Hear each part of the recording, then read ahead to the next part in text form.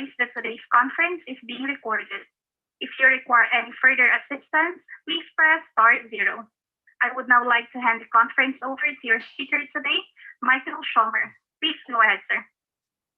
Thank you for joining us for the COVID-19 media briefing for May 4th. We'll start today with opening comments from Health Commissioner Jan Malcolm and Infectious Disease Director Chris Eiersma. After that, we'll take questions. With that, we'll now turn it over to Commissioner Malcolm. Thank you, Mike. Good afternoon, everyone. Well, around the world, we continue to see a large number of new cases each day. We're now 153,500,000 total cases. That's an increase of 690,000 just in one day. We're now over 3,210,000 total deaths worldwide, an increase of just under 11,300 in one day. Here in the United States, we're now above 32,400,000 cases, an increase of just over 50,000 from yesterday. And we're at 577,565 deaths, an increase of 520 from yesterday. And those numbers in the US have come down, and we're grateful for that. But this is relevant in terms of the global rate of growth for the risk situation going forward in the US and in Minnesota as well. Minnesota is reporting 998 cases today on a testing volume yesterday of 13,840. This brings us to a new total of 581,335 laboratory confirmed cases since the start of the pandemic.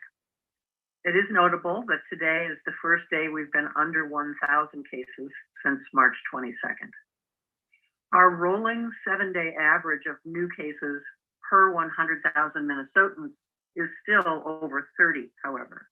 This is down almost 25% over the last 2 weeks, so that's a good trend. But it's still at a level 3 times higher than what we consider to be a high risk threshold of 10 new cases per 100,000. What this means is still that there is still an extremely high level of virus circulating all over the state.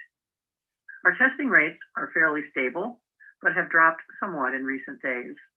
And as a reminder, we're still really encouraging the regular testing of students and people involved in sports as a tool to help us minimize the impacts that the pandemic has in an ongoing way. The 7-day average test positivity rate has been dropping slowly and is now at 6.2% of all tests coming back positive. But this is still in the caution range, and it does not drop further at this point in the data lag period.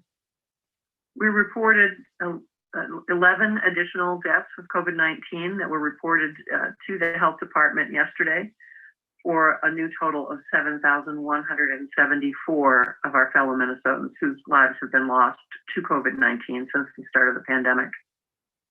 There are currently 575 people in Minnesota hospitals being treated for COVID-19. Of those, 149 are in intensive care. We have a 7-day rolling average measure here too. Our statewide 7-day rolling average rate of new hospital admissions is now 12.5 admissions per 100,000 people. This measure has declined by 14% over the last 2 weeks, but also remains above the high risk threshold of 10%. The ICU admission rate has fallen to a greater degree by 24% over that same time period. On the vaccine administration front, over 4,390,000 total doses have been administered to Minnesotans as of the last report. This again is first and second doses. But the number of people with at least one vaccine dose is almost 2,590,000. That equates to 46.5% of all Minnesotans and 59% of those who are eligible for the vaccine at this point, who have now received at least one dose. Some positive recent news is that the Pfizer vaccine is reportedly nearing the final stages of federal review for an expansion of eligibility to adolescents ages 12 to 15. Given the significant number of cases we've seen in middle and high school age kids recently, this expansion would be a really welcome development and a significant step forward and make it that much harder for this virus to continue circulating and infecting people. Fewer susceptible people makes it that much harder for one COVID case to turn into many COVID cases. And every person vaccinated means more protection, not only for that person, but for the entire community around them. And with that, I'll turn it over to Chris Ersman. Thank you, Commissioner. We've all seen reports about the tragic circumstances in the country of India as they deal with a major surge in COVID-19 cases. It's a reminder of how potent this virus is and how careful the world needs to be. Even as we make progress in vaccination in places like Minnesota, there is still a lot of virus circulating globally. Given the dire situation in India, the federal government today enacted new restrictions on travel from India to the United States. Effective today, the U.S. is restricting entry for foreign nationals who have been in India within the previous 14 days. The policy does not apply to American citizens, lawful permanent residents, or other people with exemptions. Closer to home, we continue to monitor for variants of the COVID-19 virus.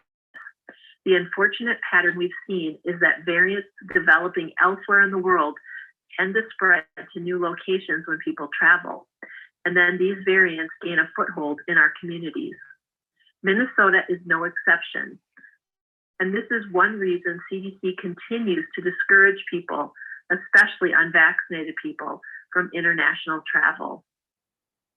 Over the last week, we identified 65 cases involving the P1 variant. Recall that this was originally identified in Brazil. Of those cases, 23% of the cases we were able to interview were associated with international travel of some sort. We've confirmed 88 cases of the B1351 variant, and again, just a reminder, originally identified in South Africa. And of those we were able to interview, 28% had an association with international travel. In recent days, we've also detected 6 cases of a variant known as B1651. According to the World Health Organization, this variant was first identified in India last December. The World Health Organization has described it as a variant of interest, suggesting it may have mutations that would make the virus more transmissible, causing more severe disease or evading vaccine immunity. In comparison, other strains with known risk, such as those first detected in the United Kingdom, Brazil, and South Africa, have been categorized as variants of concern, a higher threat level. Our 6 cases of B1651 range from adolescents to people in their 60s. They involve 3 households, all with onsets in April. 2 of the households had members with known association with travel. 1 of these 6 cases was hospitalized. These travel-associated cases underscore the reality and risk of travel, especially international travel during a global pandemic. The virus is still out there circulating and mutating. And to go back to the forest fire metaphor that we've used before, in many parts of the world, it is burning hotter than it is here. That makes it very important to be cautious and aware before traveling. A few weeks back, we announced a series of cases associated with travel to Mexico. And given that Mexico is a favorite destination for many in the upper Midwest, we need to reiterate that it remains a high-risk location. Once again, CDC recommends delaying international travel until you are fully vaccinated. If you are fully vaccinated, you should continue to follow CDC's recommendations for traveling safely and get tested 3 to 5 days after travel. If you are not yet fully vaccinated and you travel internationally, here's what you need to know and do. Before you travel, get tested for COVID 1 to 3 days prior to your trip. Make sure you understand and follow all airline and destination requirements, which may differ from U.S. requirements. You'll want to have that fully understood before you plan to travel. Check the COVID-19 situation in your destination. And while you're traveling, mask up and practice social distancing. Wash your hands often or use hand sanitizer with at least 60% alcohol. And after you travel, get tested 3 to 5 days after your return and stay home and self-quarantine. If you should test positive, isolate yourself to protect others from getting infected. International travel restrictions and requirements can vary and change with the circumstances, so be sure to track federal guidelines as well as those of other countries. Much more detailed information about travel recommendations and advice can be found on the MDH and CDC websites, and we encourage Minnesotans to look that over before making travel plans. Thank you, and I'll turn it back over to Mike. Thanks, Chris. Operator, we're ready for questions. As a reminder, to ask a question, you will need to press *1 on your telephone keypad. To withdraw your question, press the pound key. Please stand by while we compile the Q&A roster.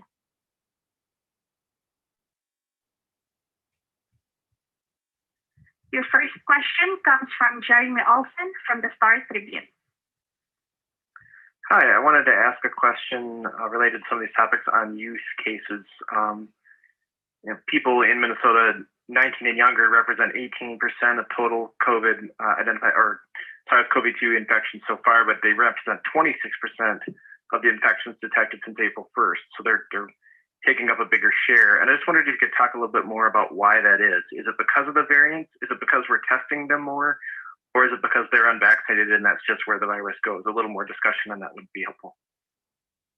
Yeah, I'll turn that one over to Chris, Jeremy, but I think, my quick answer would be, I think it's all of those factors that you cited to some degree. But Chris, can you respond to that? Sure, and I'll confirm what the commissioner mentioned. I do think that all of those things play a role. Certainly the fact that we have been vaccinating first our elder population as well as the healthcare workers that take care of them. That means that in general, with a few exceptions, that is a much older population. Additionally, as we've seen the increase in variants of concern circulating in Minnesota, some of the initial activity was seen associated with youth activities with our sports ecosystem. So that allowed for the transmission of a variant that was known to be easier to spread within that population. And then we have over the last weeks, because of all these things, encouraged testing in that population. And we're grateful that there has been strong uptake. And so that too contributes to seeing more cases in that age group. But I do think it's important to note that, our vaccination efforts have had focused on, our elders, and we went to 65 plus, and we've kind of, even though we have focused to immunize for impact, there has been a lot of vaccination that has been tied to age. And so that means that in particular, some of our younger populations have had less access to vaccination. But I do want to note two important things. One is that the Pfizer vaccine is available for individuals 16 and older. And so we really want to encourage that age group to take advantage of that vaccine so that we can get more of them vaccinated, and so that that vaccine availability will be less likely to be a factor. And then the other thing is just to highlight what the commissioner mentioned in her remarks, and that is that we are hopeful that there will be some announcements from the FDA and ACIP next week related to the use of Pfizer in adolescents 12 to 15 years of age. And so that would also give us a boost for that age group, which could help change some of those statistics. Quick follow-up question. The governor in comments just a little bit ago had said he predicted or said people could expect a fairly normal summer. Well, that's open to interpretation, but it seemed like a fairly optimistic appraisal. Do you share that? Well, this is Jan. You know, I think he's noting rightly the very significant progress that we've made on vaccinations, especially for high-risk people. Although I will just underscore that we're all very aware that some gaps remain in some communities and some populations at higher risk that we need to keep working hard to close. But as a statewide average basis, we're doing really well. As I mentioned, 59% of vaccine eligible population in total has now had at least one dose. So we've certainly been hitting our goals for vaccination, and the case trends have been slowly but steadily coming down. So I think based on that, the governor is rightly reflecting the impact of the positive changes that have been made, and you know, and certainly the fact that it's summer and we love to be outdoors in the summer is a part of that optimism too. Thank you.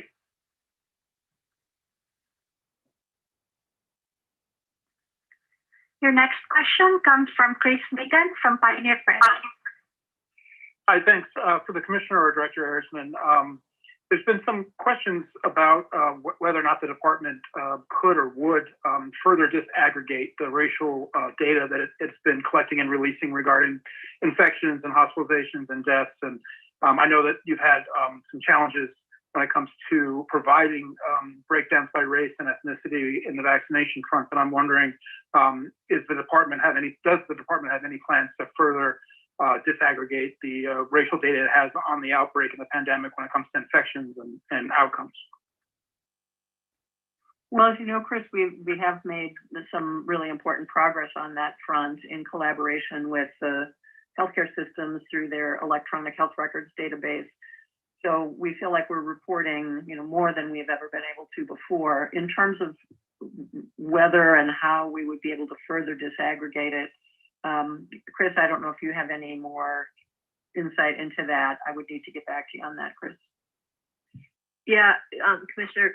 Chris, I'm assuming what you mean by disaggregate is that when we provide, for instance, a category like Asian or Black, that you would be interested in looking at what proportion, for instance, in the Black category would be Somali or Ethiopian or some other specificity or ethnicity. Is that what you're looking at? Yeah, there's been some concern from several community groups just that the pandemic may be hitting certain ethnic groups and certain nationalities at a much higher rate within those larger categories of race. So I think they're just trying to have a better understanding of exactly how many Hmong people are dying of COVID-19, for instance, or how many Somalis are being hospitalized, for instance. Right, and so that is something that we have looked at. It's really difficult to be able to, collect the data at that level of disaggregation. I know the team is aware of some of the work that's been done by community groups to look at that more closely, and I know we have talked about what capacity do we have to be able to provide that level of data, and so we can. I'll check, as the Commissioner said, and we can get back to you. Thanks to you both.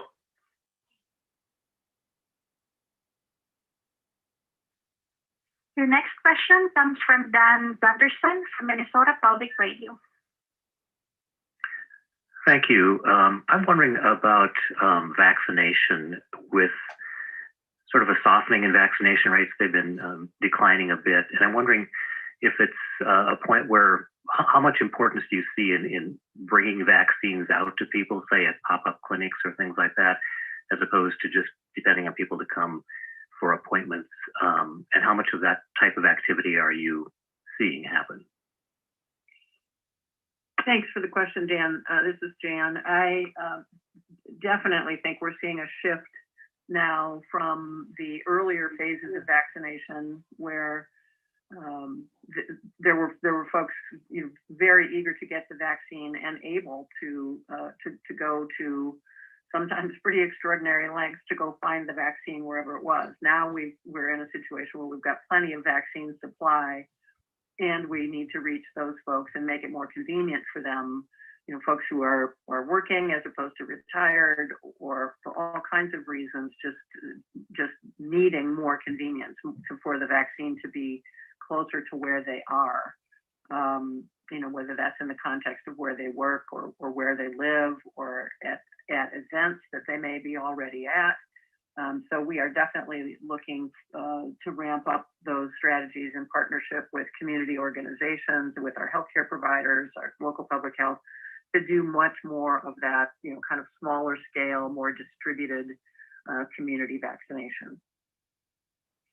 And can I, if I could just add to that too, I think with this shift in approach, you know, as the commissioner said, our efforts will really be focused on bringing vaccine to people where they're at. And so just as a function of that, I think that this next phase in vaccination will be a bit harder than the first phase. You know, it's one thing to be vaccinating when people are lining up for you and eager and ready to be vaccinated. It's another thing when you've shifted your strategy so that you are really making sure that you're getting to where people are at and providing them with vaccine.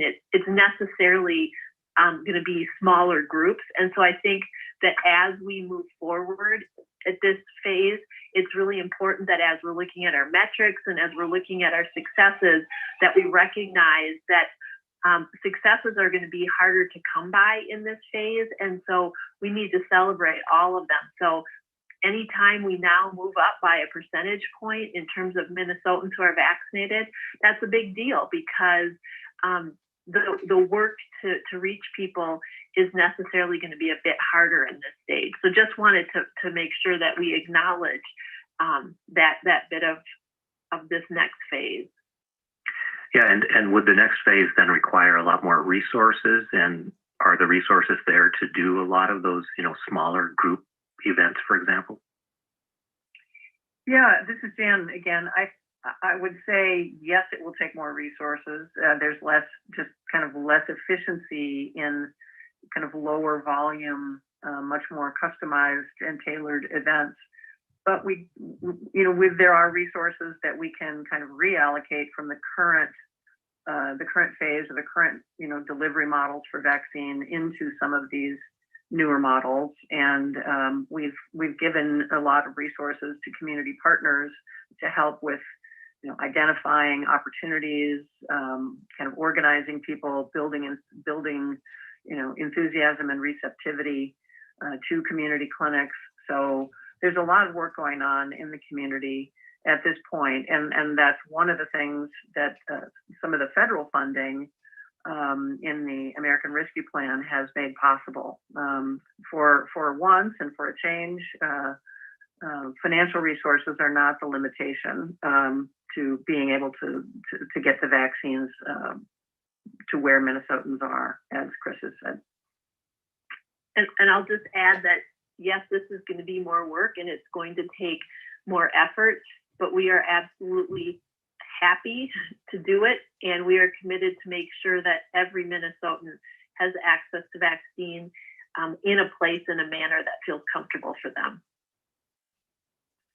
Thank you.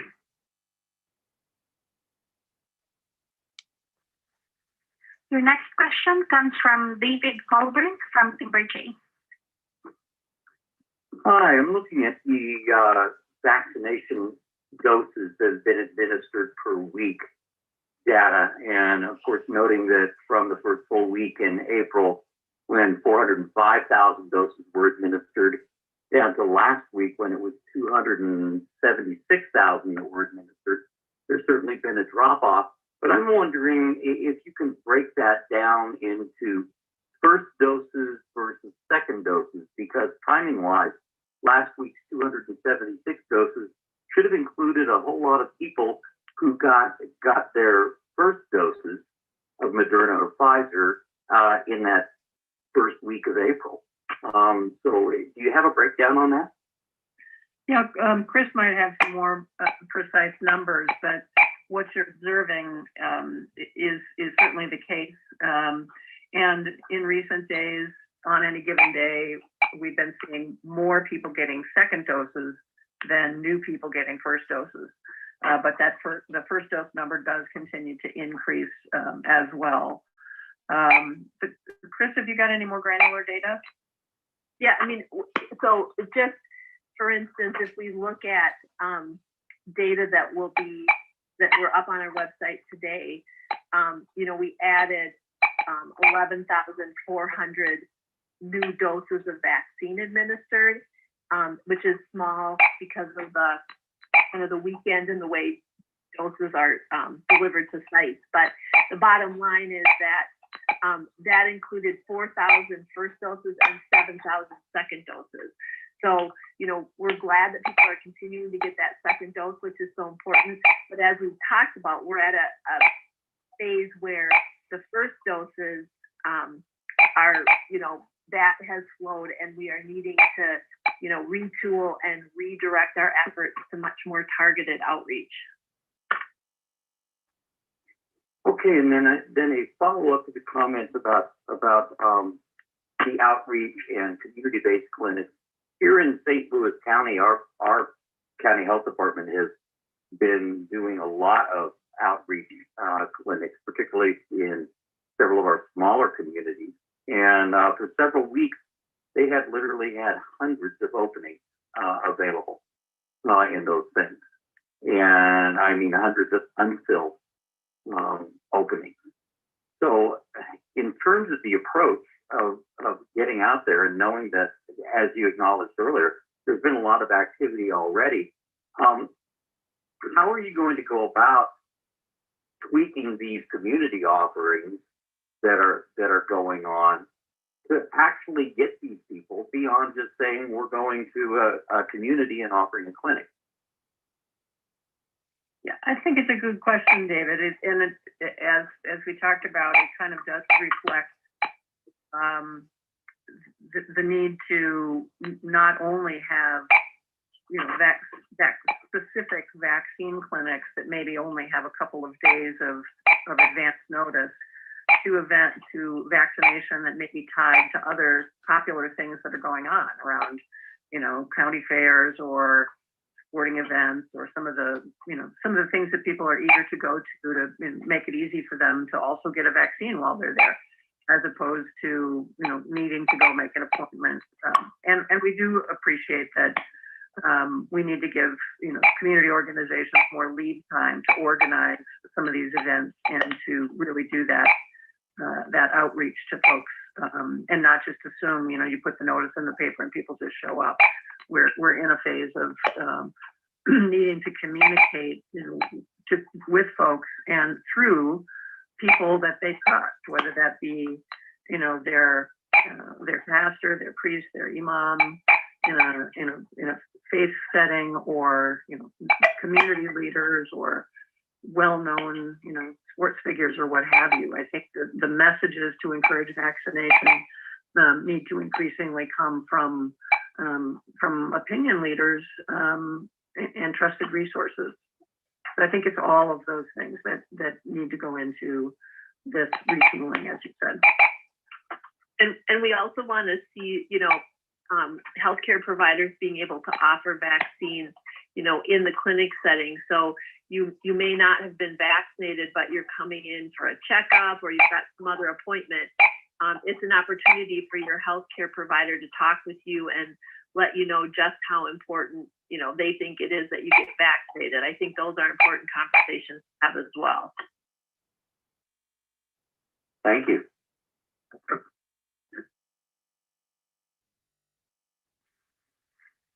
Your next question comes from BC O'Neilly, Airy from Fox 9. Can you at all speak to the Biden administration's decision to shift COVID-19 vaccine distribution to states with more need and the impact that it could have here in Minnesota? Yeah, this is Jan. We're just hearing that news this morning ourselves. We haven't heard anything specific from CDC yet on the kind of the operational implications of that. But we understand, and I think just as we're talking about moving into new phases and shifting strategies at the state level, we understand that that need at the federal level as well. We think that the supply of vaccine that we have in Minnesota is adequate for the demand. We certainly hope and expect to continue to build that demand. So whatever this means, to state allocations, again, we just don't know the details on that yet. But we will certainly continue to utilize all the vaccine that's available to us. Thank you. Operator, we have time for one more question. Your last question comes from Jessica Miles from KSTP.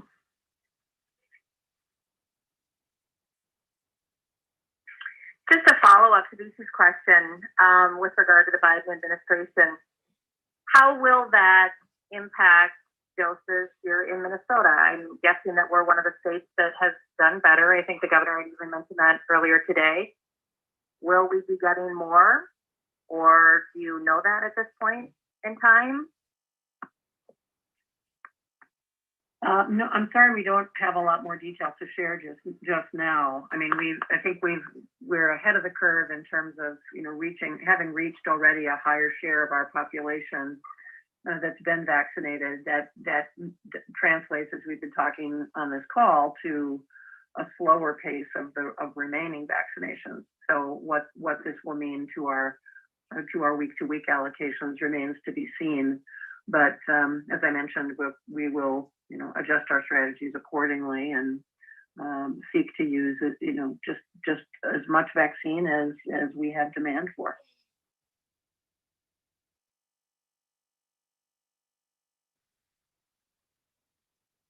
All right, well, that is all the time we have for today. We invite any reporters with additional questions to reach out to our office this afternoon. Have a good day.